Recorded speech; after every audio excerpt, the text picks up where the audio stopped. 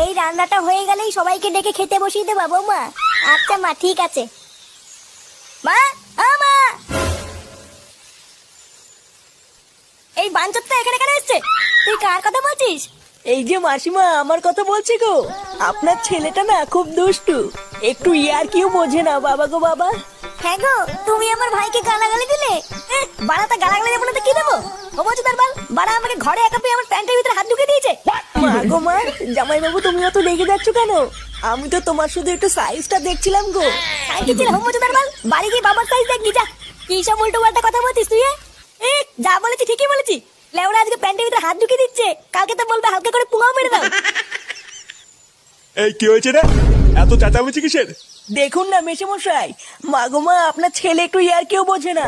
ওটাই আর কি ছিল বাঞ্চদ? দেখেছেন তো কিভাবে বলছে। দেখো মা, আমি কিন্তু বলে দিচ্ছি, এই চুদির ভাই যদি বাড়িতে থাকে আমি কিন্তু বাড়ি থাকবো না, বলে দিলাম। চোরে বাচ্চা, তুই ঘর থেকে বেরিয়ে যা।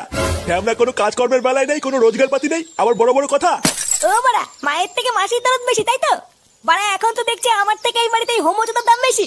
লেওরা যেদিন এই হোমোচোদাটা তোমার ধুতির ভিতরে হাত ঢুকিয়ে নেয়ানারি করবে সেদিন বুঝবা বালের এই বাড়িতে আমার কোনো দামই নেই।